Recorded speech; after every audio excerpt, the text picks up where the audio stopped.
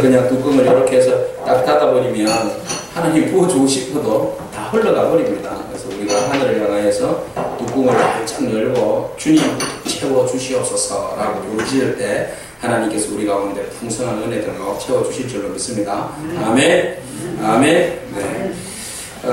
하나이가 아버지의 머리를 가만히 쳐다보더니 새치가 이렇게 있어요. 그래서 새치를 보더니 아빠 머리가 왜 이렇게 하얘요? 그랬어요. 그러니까 아빠가 옆에 있는 아들을 향하여서 하는 이야기가 네가 말을 안 들어서 그래. 그랬어요. 그러니까 얘가 고개를 갸우뚱그러면서 그러면 할아버지는 머리가 백발인데 아빠가 할아버지 말씀을 너무 안 들으셔서 그래요? 그랬답니다.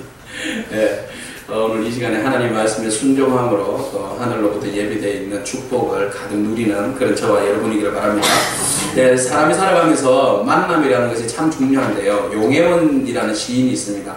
그 용혜원이라는 시인이 만나면 만날수록이라는 시를 쓰셨는데요. 그 시 중에 몇 부분만 제가 너무 좋아서 여러분들에게 잠깐 소개하겠습니다.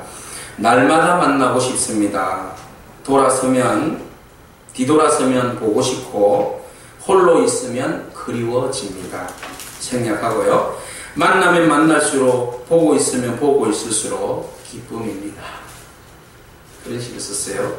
날마다 만나고 싶습니다. 여러분 날마다 만나고 싶은 분들이 있습니까? 있는 줄로 믿습니다. 우리의 주님이 날마다 만나고 싶고 또 옆 사람이 날마다 만나고 싶고 뒤돌아서면 또 보고 싶고 홀로 있으면 그리워지는 사람, 그 사람이 우리 하늘교회 성도인 줄로 믿고 또 우리 주님인 줄로 믿습니다. 지산이 얼마나 보고 싶었다고요. 지난주날 안 나오셔서 날마다 만나고 싶습니다. 지산이 할렐루야. 네.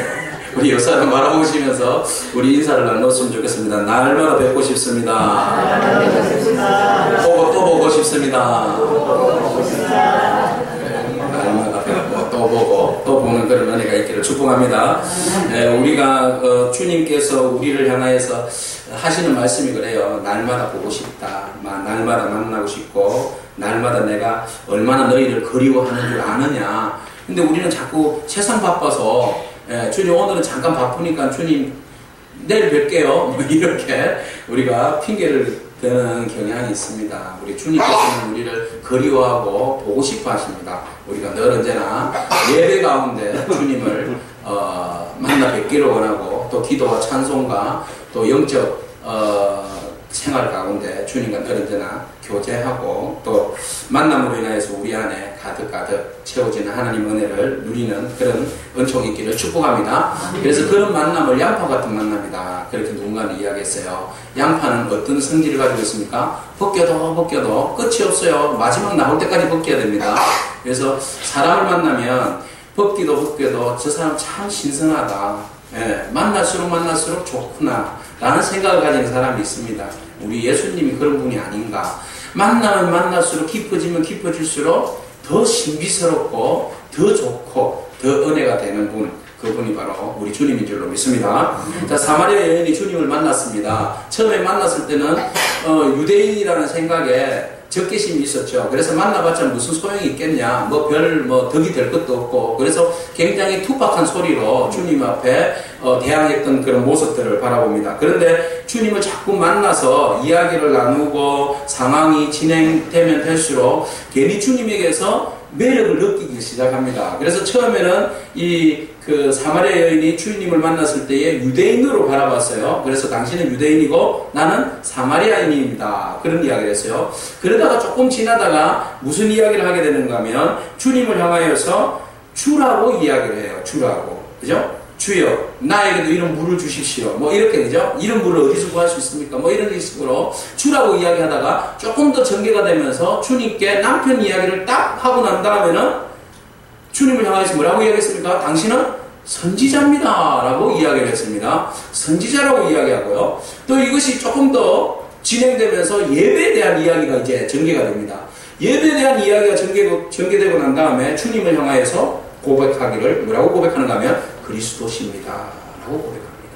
그래서 만나면 만날수록 유대인으로부터 시작해서 주와 선지자와 그리스도로 발전해가는 여인의 고백이 오늘 우리 요한복음 4장을 통해서 우리에게 소개하고 있습니다. 우리가 처음 주님을 만났을 때 주를 향하여서 무엇으로 고백했습니까? 어떤 분으로 고백했습니까? 만나면 만날수록 주님과 깊어지면 깊어질수록 우리가 주님을 향한 고백들이 달라져야 할 줄로 믿습니다. 그것이 처음에 감동과 그 은혜가 자꾸 쇠퇴해지는 것이 아니라 더 깊어지고 더 충만해지고 더 넓어지는 은혜가 있고 그 은혜로 인하여서 주님께 사랑의 고백과 표현이 더 풍성한 고백들이 있기를 축복합니다. 이 여인이, 사마리아 여인이 주님을 만나고 난 다음에 처음에는 그저 그냥 흘러 지나가는 나그네인 줄 알았더니, 그리고 이야기를 하다 보니까 뭔가 좀 깊이가 있는 사람이고, 그리고 자기 자신의 생활과 삶을 꿰뚫어 보니까 선지자인 줄 알았는데, 근데 예배에 대한 이야기를 하다 보니까 이분이 우리가 기다리고 있었던 바로 메시아 그리스도라는 것을 깨닫게 된 겁니다.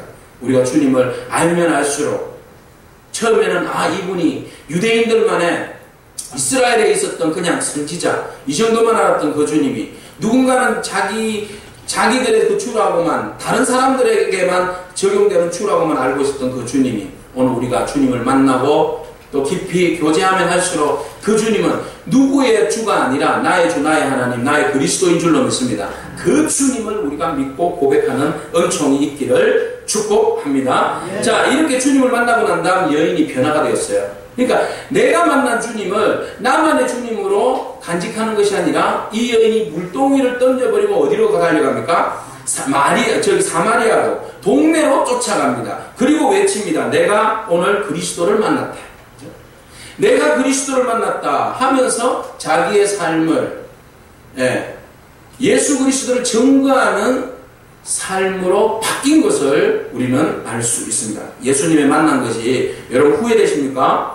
예수님이 만난 것이 기쁨이 되고 위로가 되고 치료가 되고 회복이 되는 만남인 줄로 믿습니다. 예수님 만나서 우리의 삶이 변화된 줄로 믿고 예수님을 만남으로 인해서 우리의 인생이 완전히 바뀐 줄로 믿습니다. 어떤 사람은 예수 만나서 내가 왜 예수 만나서 이렇게 고생하나 그렇게 말하는 사람이 있는데, 아니요, 예수 만나서 우리의 삶이, 우리의 인생이 변화되고 또 천국의 소망 가운데 우리가 더욱더 복된 날 행복한 삶을 살아가는 줄로 믿습니다. 예수 만난 것이 복이에요. 예수 만난 것이 복입니다. 사마리아 여인이 일부러 예수님 만난 것이 아니라 주님이 찾아오셨기 때문에 만나는 겁니다. 오늘 우리는 사마리아 여인과 같은 갈급한 심령으로 뭔가 허덕이면서 살아가는 공허한 심령으로 살아가요. 우리 조금 전에 찬양대가 찬양했듯이 뭔가 공허한 여인이에요. 우물가에 있는 여인이에요. 그런 우리에게 찾아오시는 주님입니다. 무엇이 필요한 일을 분명히 아시는 주님입니다. 그 주님이 오늘 우리에게 오셔서 필요한 것들을 채워주시고 우리에게 있어서 제거되어야 할 부분들을 주님께서 제거하시며 필요한 것들을 채워주시는 주님인 줄로 믿습니다. 그 주를 향하여서 우리가 해바라기처럼 주바라기가 되어서 주를 향하여서 우리의 마음을 열 때에 주께서 우리 안에 충만한 은혜를, 우리에게 필요한 것들을 채워주시고 은혜 가운데 이끌어 주실 줄로 믿습니다. 주님이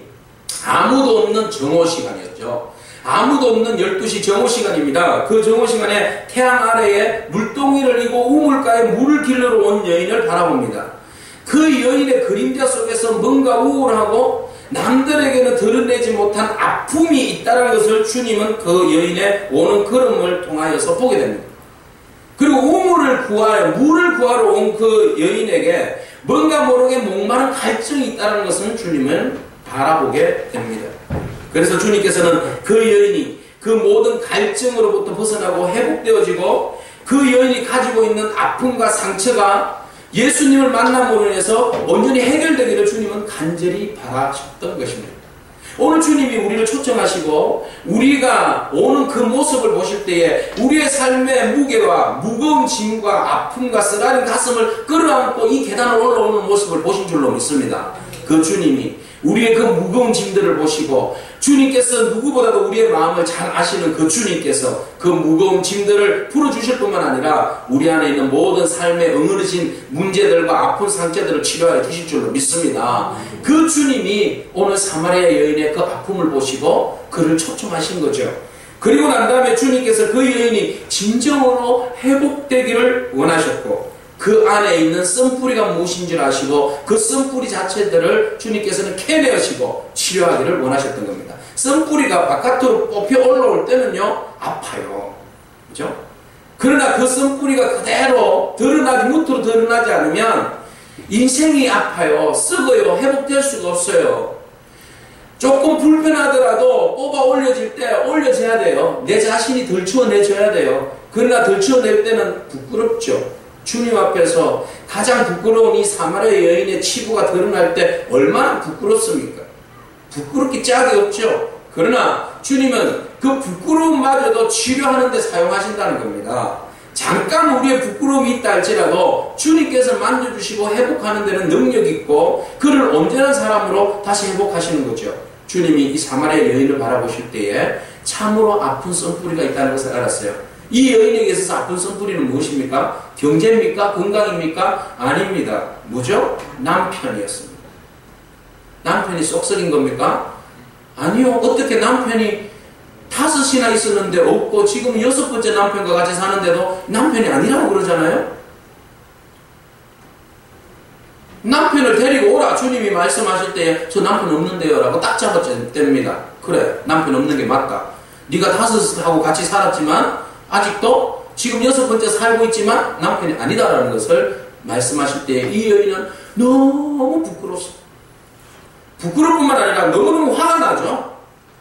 아니 내 아픈 가슴을 이 사람이 덜추어내고 선지자라고 고백을 했는데 선지자라는 것은 선견자죠. 앞을 내다보는 사람입니다. 그래서 당신은 내 마음을 알아보는데 그래 선지자인데 선지자인 것은 좋은데 너무 부끄럽습니다. 자기 자신이 완전히 드러나는 아픔과 수치가 주님 앞에 드러날 때 너무 부끄럽습니다. 우리가 치료받으려면 주님 앞에 온전히 우리의 벌거벗은 모습이 드러나야 할 줄로 믿습니다. 그래야 어디가 아픈지 주님 아시잖아요. 어디가 고쳐져야 할지 아시잖아요. 내가 내 치부와 내 아픔을 가리고 있으면 그것이 어디가 아픈지 누가 알아요. 예? 주님 앞에 우리가 벌거벗은 상태로 우리의 아픈 모습을 그대로 드러난 것이 오히려 우리에게는 복인 줄로 믿습니다. 행복인 줄도 믿고 그것이 치유될 수 있는 회복의 가장 빠른 길인 줄로 믿습니다. 이 여인이 그렇게 주님 앞에서 자기 자신이 완전히 드러났을 때 주님께서는 그 여인의 아픔을 알고 치료하기를 원하셨죠. 그러면은 이 여인의 그 가장 아픈 상처가 남편 5이라는 것인데 이 남편 5에 대한 여러 가지 학자들의 해석이 있어요. 전통적인 해석은 뭔가 하면 이 여인이 버릇이 나쁜 그냥 몹쓸 여인이다. 사생활이 건강하지 못한 그죠? 창녀와 같은 여인이다라고 사람들이 일반적으로 해석을 합니다. 또 어떤 사람은 이 사람은 가진 것은 많다. 굉장히 부유한 여인인데 성격이 모났기 때문에 한 남자하고 살아봐도 채워지지 않는다는 거죠. 그러니까 또 다른 남자를 바꿔봤지만 또 채워지지 않고 또 바꿔졌지만 이게 취미처럼 바꾸었는데 5번이나 바꿔도 채워지지 않는다. 지금도 여전히 채움이 없는 그런 상황이다. 옛날에 영화배우 유명한 사람이 있었어요. 리저 테일러라고. 엘리자베스 테일러가 예쁜데 연기도 너무 잘하는데 남편이 많았잖아요. 죽을 때까지 남편이 바뀌었어요. 그죠? 뭐 살다 보니까 지겹고 헤어지고 성격이 안 맞아. 그래가지고 계속 리저 테일러가 남편을 바꿔도 만족이 없는 거죠. 그래서 어떤 사람은 바로 이런 상황이 리저 테일러와 같은 그런 상황이 이 사마리아 여인의 그런 아픔이 아닌가, 갈등이 아닌가 이렇게 이야기하기도 합니다. 고대 시대로 2000년 전으로 우리가 돌아가서 역사적인 상황들을 바라보면 그렇게 될 것 같으면 여인이 몸을 그렇게 함부로 파는 그 여인 같으면 그 지방에서 살 수 없습니다. 창녀는 한 마을 공동체에서 살아갈 수가 없어요. 쫓겨나게 돼 있어요. 다른 지역에서 이렇게 살 수밖에 없어요. 그럼 창녀는 아닌 듯하고, 그죠? 이 가만히 보면 또 이렇게 성격상 이런 여인인가 이렇게 생각될 수도 있습니다. 그러나 또 다른 견해가 있습니다. 뭔가 하면 형사치수죄라는 거죠. 형사치수죄. 형이 죽고 난 다음에 형수를 받아들이는 치수죄. 형사치수죄. 그죠? 이것이 왜 근거가 있는가 하면 주님께서 마가복음 12장에 부활 논쟁을 할 때 사두개인들하고 계속 논쟁을 했죠. 근데 사두개인이 와서 그런 이야기 합니다. 우리 형제 중에 형제가 7이고 8이 있는데 다 형이 죽고 난 다음에 이것을 대를 이을 자를 하기 위해서 계속 이어갔는데 다 죽었다. 그러면 나중에 부활의 날에 누구의 이 형수는 누구의 아내가 되겠습니까? 라고 이야기할 때 주님께서 부활할 때는 남편도 아내도 없다. 그죠? 그런 이야기 하시면서 형수치사제에 대한, 형사치수제. 네, 죄송합니다. 형사치수제에 대한 이야기를 하신 적이 있습니다. 그러면 그 시대에 그 당시에 이런 풍습이 그대로 진행되고 남아 있었다라는 것을 우리가 근거를 하게 됩니다. 그러면 사마리아 성의 수가성에 살고 있었던 이 여인의 아픔은 다른 가능성도 있지만 상당히 앞뒤 맥락을 바라볼 때 뒤에 뭘 이야기합니까? 예배에 대한 이야기를 하고 있지 않습니까? 그렇다면 여러 가지 정황들로 봤을 때에 이 여인은 제도적인 아픔 때문에 굉장히 괴로워하는 여인일 가능성이 크다라는 것이죠. 여러분들께서 어떤 상황에서 맞이한 여인인지 여러분 나름대로 상상해도 상관은 없지만 상당히 많은 부분에서 바로 이런 아픔을 가지고 있었던 여인일 가능성이 크지 않나 이렇게 보는 겁니다. 여러분 우리나라에서도요 형사치수제가 있었습니다. 역사적인 근원에 보면 삼국사기에 보면 고구려 고국천왕 때 이런 일이 있었다고 합니다. 고국천왕이요 왕이 되고 난 다음에 이제 죽게 됩니다. 고국천왕이 죽고 난 다음에 부인이 우씨랍니다. 우씨가 그 다음 형제들이 이제 고국천왕이 이렇게 형제들이 있었는데 그 다음 형제에게 이제 시집을 가서 왕권을 이어가야 됩니다. 그런데 그 다음 형제가 발기였는데 발기보다도 그 다음 막내 아들인 막내 동생인 연우와 결혼을 하게 되었다라는 기록이 있습니다. 그런데요, 더 재미있는 것은 삼국사기에 더 재미있는 이제 이런 내용이 있어요. 전설이 있어요. 뭔가 하면 그 이후에 연우도 죽었습니다. 그 다음에 누가 또 죽었어요? 우씨도 죽었습니다. 그러면은 이 우씨는 누구의 무덤 옆에 가서 장사가 지는 봉을 세워야 할까요? 연우에게 가야 됩니까? 고국천왕에게 가야 됩니까? 그래서 연우 옆에 무덤을 세웠대요. 근데 그 당시에 무당이 있었답니다. 무당의 꿈에 고국천왕이 나타나가지고 왜 거기에다가 눕혀놨냐고 막 무당을 괴롭혔답니다.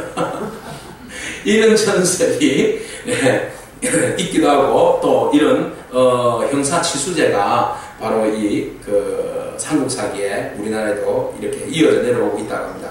지금도 여전히요 시베리아의 척치족이라고 그러는데요. 이 시베리아에 있는 척치족에게도 아직도 이런 제도가 형사치수제가 그대로 이어지고 있다고 합니다. 이 형사치수제를 하는 이유가 뭘까요? 풍습은 바로 경제적인 능력이 없는 형수를 보호하고 자녀들을 지켜내기 위한 아주 좋은 제도였어요. 그죠? 그래서 사람이 가장이 죽고 나면 그 가게가 흔들려 버리니까 그 가게의 자손들을 놓게 하고 그리고 그 가정을 지켜주고 보호하기 위해서 이 형사치수제를 이렇게 만드는 겁니다. 그래서 어떤 의미에서는 좋은데 근데 좋은 것도 잘 이어지면 좋겠죠. 그런데 이 여인에게 있어서는 이 제도가 적용될 때 이 여인에게서는 너무 아픈 제도죠. 너무 아픈 일입니다. 옛날에 유다에게 있어서 다말이라는 며느리가 있었죠. 똑같은 이야기입니다. 룻이 똑같은 그런 상황이죠. 그렇죠? 이런 나오미와 같은 이런 이야기들 똑같은 이야기입니다. 그러니까 이런 일들을 당해서 바로 그냥 축복을 받고 아이를 낳고 하면 고맙겠지만 남편이 죽고 또 그 다음 또 죽고 또 죽고 또 죽고 또 죽었으니 얼마나 기가 찰 노릇입니까? 그래서 동네 부끄러워서 나올 수가 없어요. 동네에 같이 살고는 있지만 사람들이 뭐라 하겠습니까? 예? 다들 놀리겠죠.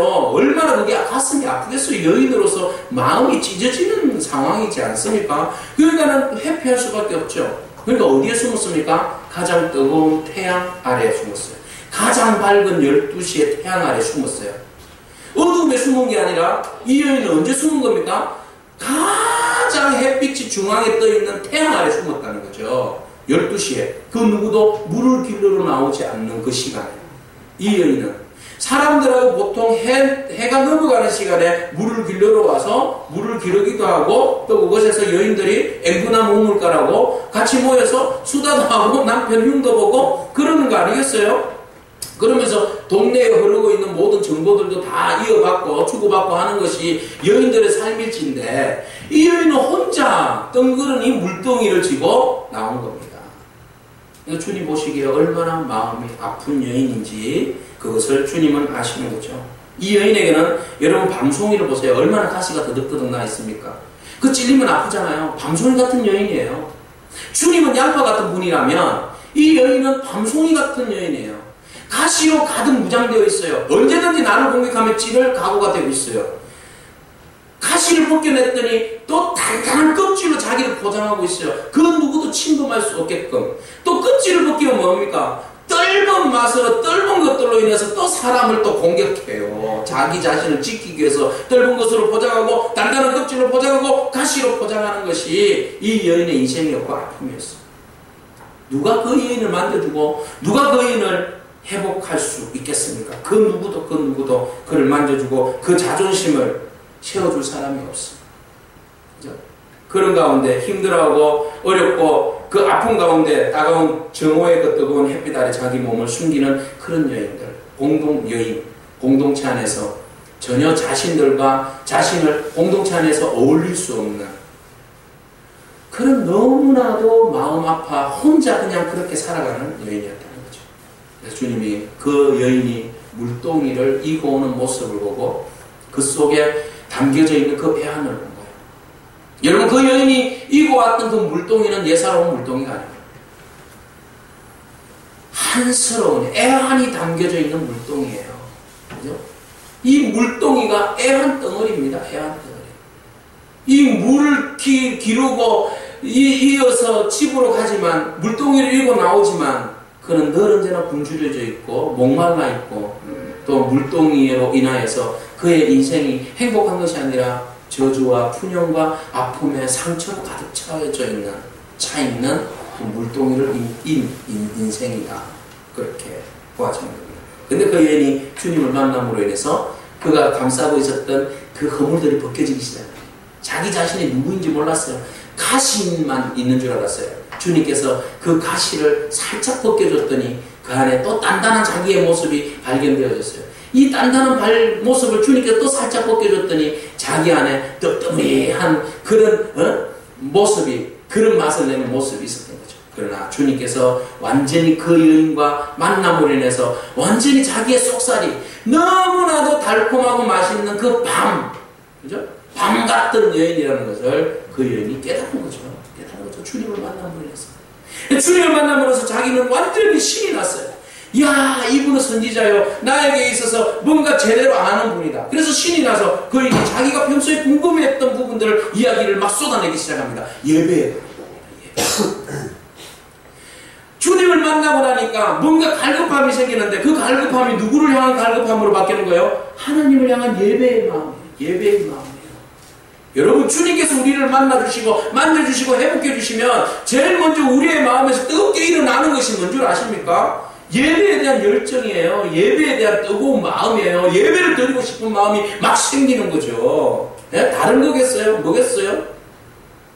믿음의 사람들에게 가장 뜨겁게 달아오르는 것은 예배에 대한 마음이에요. 열정이에요.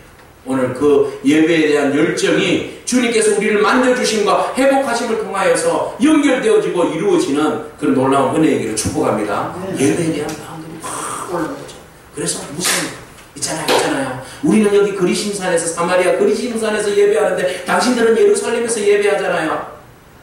그 예배하는 것이 무엇이 맞아요? 어떻게 하는 것이 맞아요? 라고 막 묻기 시작합니다. 예배에 대해서 막 이야기를 하기 시작합니다. 20절 말씀 보십시오. 우리 조상들은 이 산에서 예배하는데 당신들은 예배할 곳이 예루살렘에 있다고 하는데 무엇이 맞느냐? 장소에 대한 이야기를 하고 있어요.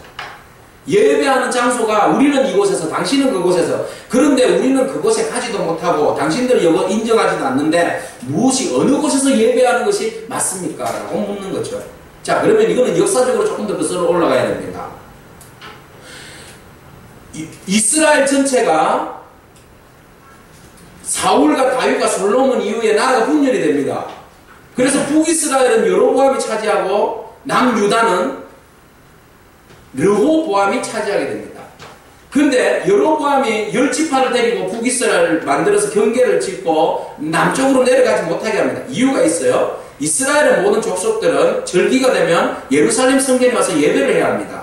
성전이 하나밖에 없잖아요. 하나님께서 하나만 세워줬기 때문에 중심에. 그러면 북이스라엘이 비록 정치적인 이유 때문에 올라갔지만 이들의 마음은 여호와 하나님을 향한 신앙의 열정이 있어서 유다로 내려와야 됩니다. 예루살렘으로 내려와야 됩니다. 그런데 여로보암이 단과 베델에다가 우상을 세워놓습니다. 여기가 너희들의 예배의 처소다. 내려가지마 하고 경계를 딱 그어버립니다. 그래서 그 이후에 사마리아 사람들은 북이스라엘 사람들이죠. 아직은 망하지 않았으니까 북이스라엘 사람들은 내려가고 싶어도 예루살렘에 내려가서 예배하지 않고 북이스라엘에 있는 단과 베델에서 그들은 하나님께 예배하기 시작하게 됩니다. 그 이후에 북이스라엘이 망하고 난 다음에 사마리아 혼혈 정책으로 인해 사마리아 사람이 섞이고 난 다음에 그들은 예배의 처소를 또 짓게 되었는데 남유다가 유다의 그 힐카루스라는 그 왕이 뒤에 막 역사적으로 일어납니다. 그래서 파괴하게 되고 그리고 난 다음에 그들은 그대로 우리들도 예배해야 한다. 그러면 우리의 예배의 처소가 예루살렘이 없으면 성전이 없으면 우리 그리심산에서 예배합니다. 이렇게 해서 그들의 예배의 중심지를 그리심산으로 세워두게 됩니다.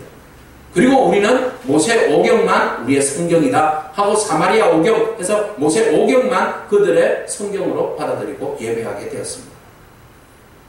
비록 갈라져 있었지만 사마리아 사람들도 하나님을 향한 예배하는 사람들이었습니다. 예배하는 사람들이었습니다. 남유다 사람들만 예배하는 사람이 아니라 그들도 예배하는 사람이었습니다. 그래서 사마리아 여인이 여러 가지들로 정치적인 이유들과 종교적인 이유들로 인하여서 서로가 예배의 처소가 다른데 그러면 어디에서 예배하는 것이 맞습니까? 예배의 처소에 대한 이야기를 하고 있습니다. 주님은 딱 잘라서 말씀하시죠. 예배라는 것은 장소가 아니야. 예배라는 것은 하나님과의 만남, 마음이야 라고 말해주셨습니다. 예배는 장소도 중요하지만 더 중요한 것은 마음이라고 주님께서 말씀하고 있습니다. 마음이다.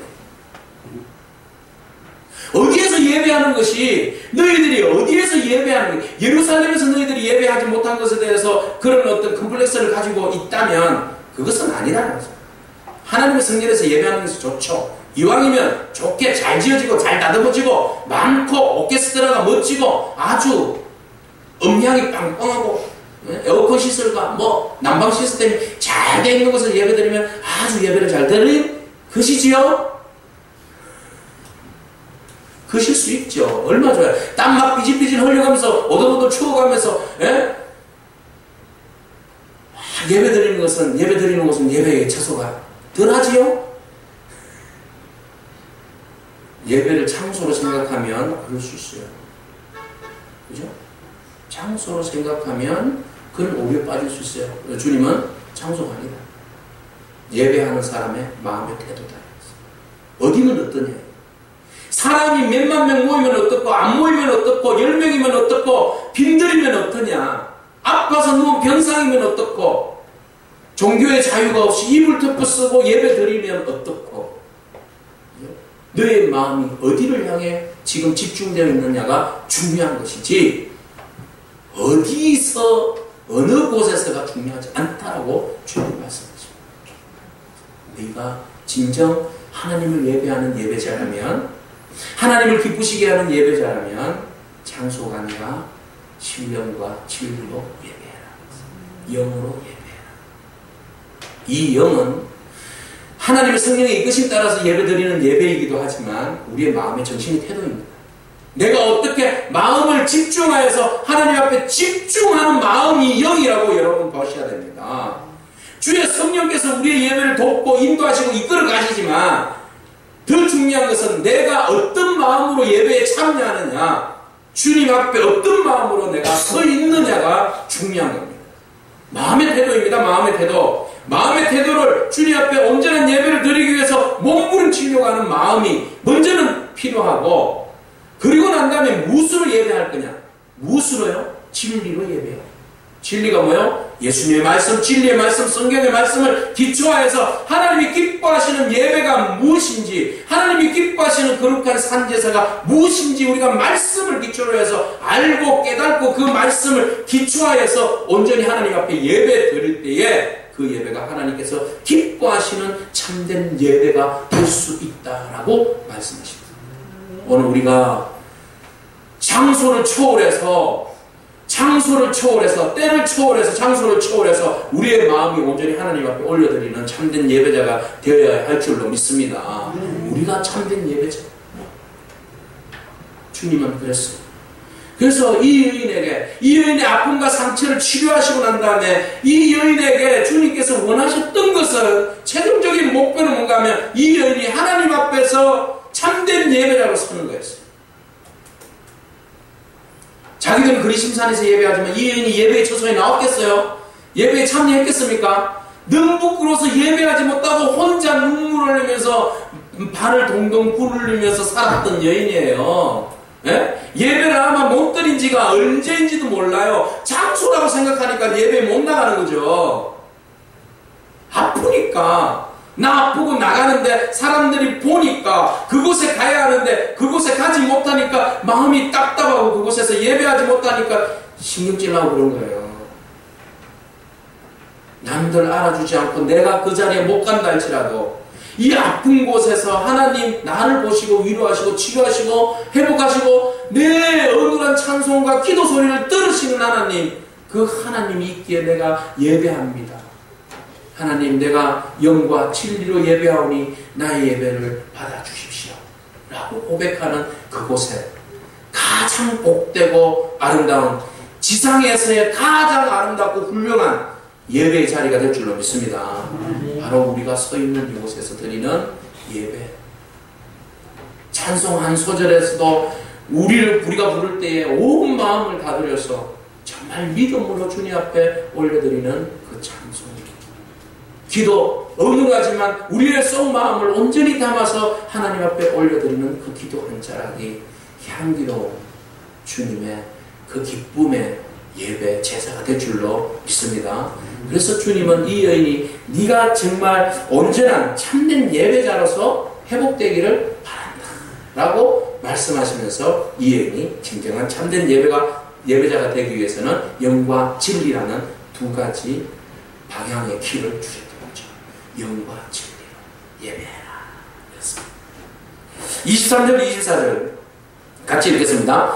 아버지께 참되게 예배하는 자들은 영과 진리로 예배할 때가 오나니 곧 이때라. 아버지께서는 자기에게 이렇게 예배하는 자들을 찾으시느니라. 하나님은 영이시니 예배하는 자가 영과 진리로 예배할지니라. 아멘. 예. 그래서 이 이야기를 들으니까 이 여인이 마음이 너무 편한 거예요. 나는 장소의 컴플렉스를 가지고 있었는데 장소가 아니라 주께서 영과 진리로 나를 회복하셨구나. 너무 기뻤어요. 그래서 이제는 자기 자신을 돌아보니까 물동이만 이고 왔던 내 인생의 모든 삶의 아픔을 다 이 물동이에 담아서 옛날에 여인들이 그 삶의 한을 어디에다가 풀었다고 그래요? 빨래방망이에다가 다듬이 돌에다가 풀었다고 그러잖아요. 이놈의 못쓸 인생 막 그러고 따닥따닥 그러고 방맹이로 막 이런 방맹이가 그렇게 부러지지도 않고 휘었어요. 이러거든요. 얼마나 이렇게 휘었는지 몰라요. 그래서 내물가에서 맨날 그거만 엄마들이 두들고 옛날에 살았잖아요. 한을 거기다가 다 풀었잖아요. 이 여인은 어떻게 했겠는가? 물동이를 이고 나르면서 얼마나 자기의 인생을 저주하면서 분영하면서 그렇게 예배도 제대로 못 드리고 응? 예배도 제대로 못 드리고 내가 이렇게 묶여서 살아야 되나? 이 제도가 뭐라고 이게 형사치수제가 이게 뭐라고? 이게 사람을 이렇게 올까매고 이게 제도라는 거지. 사람을 힘들게 만드냐? 자유하고 싶어요. 진정한 자유는 진리의 말씀 안에서 자유가 있는 줄로 믿습니다. 자유하십시오. 말씀 가운데 자유하셔야 됩니다. 이 여인은 자유가 왔어요. 그래서 순간 그 여인이 그랬어요. 이제 더 답에 가까워지죠. 이 모든 것들은 메시아가 오면 이 모든 것들이 해결해진다고 그렇게 알고 있어요. 그러니까 바로 내가 그라. 그랬어요. 그죠? 내가 바로 그라. 주님이 26절 예수께서 이르시되 네가 말하는 내가 바로 그라. 그러니까 순간 이 여인은 깜짝 놀라고 역시 이분이 그분이다. 그리고 나서 어떻게 했습니까? 반응이 자기가 평생 이거 없으면 안 되잖아요. 자기의 모든 애환과 아픔을 다 그 안에 담고 끼고 이고 날랐던 물동이를 던져버렸어요. 물동이를 집어 던지고, 물동이를 들고 가야죠. 지 인생의 모든 건데, 그 여인의 모든 인생에 모든 게 담겨져 있는데, 이 여인이 물동이를 던져버리고 달려갑니다. 어디로 달려갔어요? 28절 같이 읽겠습니다. 여자가 물동이를 버려두고 동네로 들어가서 사람들에게 이르되 내가 행한 모든 일을 내게 말한 사람을 와서 보라. 이는 그리스도가 아니냐 하니. 할렐루야. 물동이를 던져버렸어요. 에이구 이거 없어도 나는 이제 산다 했어요. 그죠? 내 인생 물동 인생 아니다. 물동이는 가라. 그리고 모든 사람들 앞에서 부끄러웠던 동네가 오히려 자기가 만난 예수님을 증거하는 전도의 도시가 되어버렸어요. 할렐루야. 우리가 부끄러워하고 수치스러워하고 남들에게 드러내기를 두려워하고 주저했던 그 장소가 내가 예수님을 만나고 난 다음, 내가 참된 예배자로 회복되어지고 난 다음, 나는 나의 물동이를 던져버리고 예배자가 되어서 증거자가 되어서 마을로 달려가는 은혜가 있을 줄로 믿습니다. 이것이 바로 우리가 주님을 만남으로 해서 이루어지는 은혜인 줄로 믿습니다. 이 물동이가 뭐예요? 물동이. 오늘 우리 안에 무겁게 이고지고 나르는 물동이를 던져버리기를 축복합니다. 아멘. 이 여인이 물동이를 던져버려서 주님은 그 물동이로 물을 길러서 잠시 동안 목마름을 해결하고 계셨죠. 자, 이 물동이를 던져버리고 달려가서 마을로 달려가서 사람들에게 이 신선한 충격, 자기로서는 경험해보지 못한 충격을 사람들에게 가서 전합니다. 사람들이요, 그 여인을 바라봤을 때에 이 여인이 평소에 자신감 없이 숨어서 수치스럽게 지냈던 여인이 아주 당당하게 사람들에게 말합니다. 와서 보라는 거죠. 와서 보라. 내가 그리스도를 만났다. 와서 보라고. 예? 전도는 참 쉬운 거예요, 여러분. 와서 보라요. 또 누가 그때 그런 이야기를 했죠? 그죠? 예. 네. 누구에게요? 누구죠? 나다나엘. 그죠? 그러면 와서 보라. 전도는 쉬운 거예요. 와서 보라. 그러면 되는 거죠. 주님께 와서 주님을 보라. 그러니까 이 여인도 뭐, 딴 거 구차장에 막 설명하려까 그렇고, 와서 막 달려와서 와서 봐봐. 일단 와서 봐라. 일단 와서 봐라. 그러면 사람들 일단 와서 본 거죠. 와서 보니까 주님의 말씀을 듣는 가운데 사람들이 깨어지기 시작했고, 아, 이 사람이 정말 우리가 기다렸던 메시아인 것을 발견하게 됐고, 주님을 그리스도로 모시고 믿었더라. 할렐루야. 주님의 은혜는 예루살렘에만 있는 것이 아니라 소외된 도시, 소외된 지방, 사마리아에도 임할 줄로 믿습니다. 사마리아 결코 기죽는 도시 아니에요. 주님의 은총이, 주님께서 함께 하시면, 주님이 은혜를 베풀어 주시면 사마리아가 구원의 축복을 받는 놀라운 은총이 임하는 도시일 줄로 믿습니다. 오늘 우리 교회가 주님의 은혜가 임하시면 우리가 물동이를 던져버리고 이 안에 놀라운 구원의 축제가 일어나고 생명이 살아나는 놀라운 은총이 일어나는 그런 장소가 될 줄로 믿습니다. 자, 이렇게 해서 여인이 말할 때에 39절을 보십시오. 여자의 말이 내가 행한 모든 것을 그가 내게 말하였다 증언하므로 그 동네 중에 많은 사마리아인이 예수를 믿는지라. 아멘. 한 사람이 예수를 만나니까 그 동네 사람들이 예수를 믿는지라 그랬어요. 자, 40절 말씀 같이 읽겠습니다. 사마리아인들이 예수께 와서 자기들과 함께 유하시기를 청하니 거기서 이틀을 유하시네. 아니, 말씀이 신바람 났어요. 잔치가 난 거죠. 그러니까 너무 좋으니까 또 듣고 싶고 또 읽고 싶고 또 함께 하고 싶은 거죠. 그 거부했던 도시 사마리아가 유대인과 상종도 하지 않았던 그 원수지였던 도시가 말씀으로 하나 되고 말씀으로 회복되어지고 말씀으로 더욱더 풍성한 잔치가 벌어졌던 거죠. 그래서 주님이 이틀 동안 유하시면서 말씀을 전하니까 41절에 예수의 말씀으로 말미암아 믿는 자가 더욱 많아졌다 그랬어요. 할렐루야. 오늘 이 말씀이 우리에게 그대로 적용되기를 축복합니다. 내가 변하면 주님 만나면 내가 예배자가 되고 내가 예배자가 되면 물동이 던져버리고 패밀리 단지로 100일동부터 300일 막 달려가서 주의 복음의 말씀을 전할 줄로 믿습니다. 아멘. 그러면 사람들이 달려오는 거예요. 달려와서 주님의 말씀을 듣기를 원하는 거죠. 이제 그렇게 되면 어떤 변화가 일어나요? 이제는 여인으로 인하여서 우리가 소개받아서 왔지만 이제는 아니다. 내가 자발적으로 주님을 만나서 주님을 믿고 내가 이제 설 수 있다라는 고백까지 이어지는 거예요. 얼마나 놀라운 역사예요. 우리 다 같이 42절 읽겠습니다. 그 여자에게 말하되 이제 우리가 믿는 것은 네 말로 인함이 아니니 이는 우리가 친히 듣고 그가 참으로 세상의 구주신 줄 알미라 하였더라. 아멘. 할렐루야. 이런 은혜가 우리 지역 가운데, 우리의 가정 가운데 있기를 축복합니다. 네, 한 여인이 주님을 만나서 이제 당당하게 나아갔더니 온 동네가 변화되었습니다. 온 동네가 변화되었습니다. 여러분, 주님은 기꺼이 가장 소외된 땅, 가장 소외된 우리에게 찾아오시는 분이십니다. 주님은 우리의 상처 입은 마음을 위로하시고 치료하시는 분이십니다. 주님은 우리로 하여금 참된 예배자가 되게 하시고 인격적으로 하나님을 온전히 만나게 하십니다. 배양과 거짓되고 포장된 인생으로 가득 담겨져 있는 여러분, 우리의 물동이를 이제 버리고, 부끄럽게 여겼던 동네 사마리아 성을 향하여 달려갔던 이 사마리아 여인처럼 우리도 복음을 끌어안고 우리의 사마리아로 달려가는, 물동이를 이고 가는 게 아니라 우리의 복음의 메시지, 주님의 메시지를 안고 달려가는 만천하의 복음을 전하는 그런 저와 여러분에게 축복합니다. 아멘.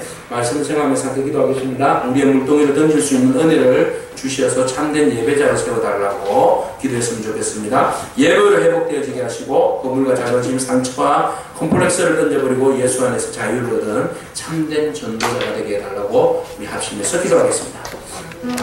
하나님.